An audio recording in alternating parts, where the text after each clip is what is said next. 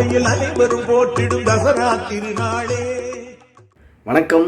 குலசேகரன் பட்டினம் அருள் தரும் ஞானமூர்த்தீஸ்வரர் சமேத முத்தாரம்மன் திருக்கோவில் தசரா பெரும் திருவிழா 2026.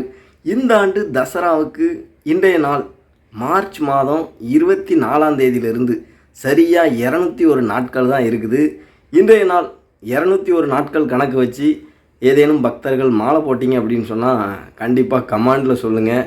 ஃபோட்டோஸ் முடிஞ்சால் இன்ஸ்டாகிராமில் ஷேர் பண்ணுங்கள்.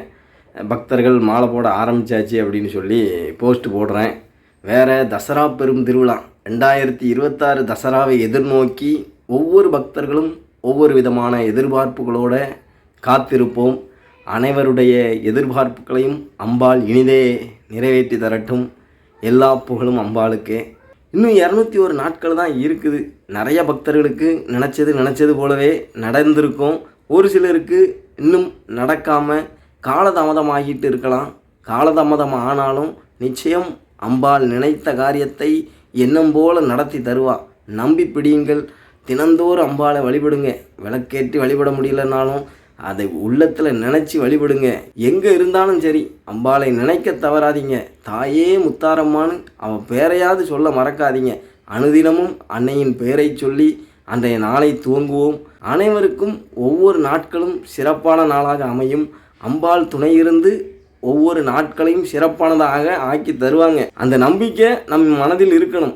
நம்பிக்கை தான் எல்லாமே. அதனால் நம்பிக்கையோடு இருப்போம். நல்லதே நடக்கும். வேறு தசரா சார்ந்த விஷயங்களை கமெண்ட்ஸில் போடுங்க. அடுத்தடுத்த நாட்களில் பேசுவோம். அப்புறம் உங்களுடைய தசரா குழு உருவான விதம் வீடியோ போடுங்க.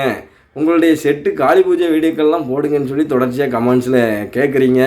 அடுத்தடுத்து நிச்சயம் போட்டுருவோம். நம்ம செட்டு வரலாறு கிட்டத்தட்ட 2 வருஷமாக ஒருத்தங்க கமெண்ட்ஸ் போட்டுக்கிட்டே இருக்காங்க. இன்னும் 10 நாளைக்குள்ளே நம்மளுடைய செட்டு உருவான வரலாறை நிச்சயம் வீடியோவாக பதிவு பண்ணுறேன். வேறு தசரா சார்ந்த விஷயங்கள் அப்படின்னு சொன்னால் அது தசராவுக்கு முன்னாடி இதை கண்டிப்பாக பேசி ஆகணும்.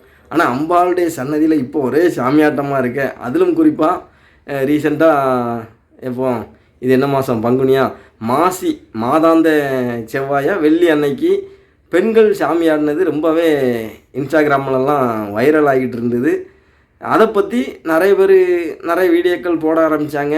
ஒரு சிலர் அந்த வீடியோவை எடுத்து சில மாதிரியான ஒரு கமெண்ட்ஸுகள், அதாவது மேலச்சத்தத்துக்கு சாமி வருது, பாலியல் குற்றங்களில் கதறக்கூடிய அந்த கதரும் பெண்மணிகளுடைய குரலுக்கு தெய்வம் மனம் இறங்காதாங்கிற மாதிரிலாம் எனக்கும் 2-3 பேர் பர்சனலாகவும் அனுப்பி விட்டுருந்தாங்க. நம்மளும் ஸ்க்ரோல் பண்ணி பார்க்கோம் இல்லையா இன்ஸ்டாவில். அதுக்கு சாமி வராதாப்பா, இதுக்கு மட்டும் வந்துருமா அப்படிங்கிற மாதிரிலாம் கேட்குறாங்க. இந்த மாதிரிலாம் கேட்குறவங்க யாருன்னு பார்த்தீங்கன்னா பெரும்பாலும் கடவுள் நம்பிக்கை இல்லாதவர்கள் தான் இந்த மாதிரியான கேள்விகளை போடுவாங்க. ஒரு சில தருணங்களில் கடவுள் நம்பிக்கை இருக்கக்கூடியவர்களுக்கும் அப்படி ஒரு கேள்வி வரலாமா இருக்கும். என்னை பொறுத்த வரைக்கும் எப்படி சொல்கிறது, எல்லா விஷயங்களுக்கும் தெய்வம் நேரடியாக அதை என்ன யாதுன்னு பார்க்கணும் வைக்கணும் அப்படின்னு நம்ம எதிர்பார்க்கிறது அப்படிங்கிறது அப்படின்னா தெய்வத்துக்கும் மனிதனுக்கும் ஒரு வித்தியாசம் இல்லாமல் போயிடுமே. தெய்வம் அப்படிங்கிறது கண்ணுக்கு இப்போ காற்று அப்படின்னு சொல்கிறோம். காற்றை யாராலையாவது பார்க்க முடியுமா? உணரதான் முடியும். சுவாசிக்கிறோம். மூக்கு வழியாகவோ வாய் வழியாகவோ ஏதோ ஒரு வழியாக காற்று போகுது வருது. இந்த பிரபஞ்சத்தில் காற்று இருக்கிறது. காற்று கண்ணுக்கு தெரியுமா? தெரியாது. அதை உணரத்தான் முடியும். அந்த மாதிரி தெய்வத்தினுடைய அருளை உணரத்தான் முடியும். இன்னும் இதை பற்றி விரிவாக பேசணும்னா பேசிக்கிட்டே இருக்கலாம். மிகப்பெரிய ஒரு விவாதமாக இருக்கும். முன்னாடிலாம் பார்த்தீங்கன்னா மாதம் மும்மாறி மழை பொழியும் அப்படின்னு சொல்லுவாங்க. மாதத்துக்கு 3 முறை மழை பொழியும் அப்படின்னு சொன்னால் அப்போ இருந்தவர்கள்லாம் எவ்வளவு ஒழுக்கமானவர்களும் மன தூய்மையானவர்களும் எண்ணத்திலும் சிந்தனையிலும் அவ்வளவு தெய்வ பக்தி உள்ளவர்களாக இருந்திருப்பாங்க நிச்சயம். இப்போ இந்த லோகம் அப்படியா இருக்கிறது? கலிகாலம். ஒருத்தனுடைய வளர்ச்சி இன்னொருத்தனுக்கு பிடிக்கிறது இல்லை. ஒருத்தனை பார்த்து ஒருத்தன் பொறாமப்படுறது, அவனுக்கு இவன் நான் கெடுதல் நினைக்கிறது, இப்படி தானே இருக்கிறது. ஒருத்தனை பார்த்து இன்னொருத்தன் பொறாமப்படுறதும், ஒரே குடும்பத்துக்குள்ளே பல தகராறுகளும், அண்ணனும் தம்பியும் பிரிஞ்சு கிடக்கிறாங்க, அக்காலும் தங்கச்சிக்குள்ளேயும் சண்டை, கணவன் மனைவிகளுக்குள்ளேயும் சண்டை இருக்குதே. இந்த மாதிரி ஒரு ஒற்றுமை அப்படிங்கிறது குடும்பத்திலும் சரி வெளியில் நட்பு ரீதியிலும் சரி ஒற்றுமை அப்படிங்கிறது ரொம்பவே அது இல்லாமல் தானே இருக்குது. இந்த கலியுகம் ரொம்ப மோசமானது. இந்த கலியுகத்தில் இப்படி தான் இருக்கும்.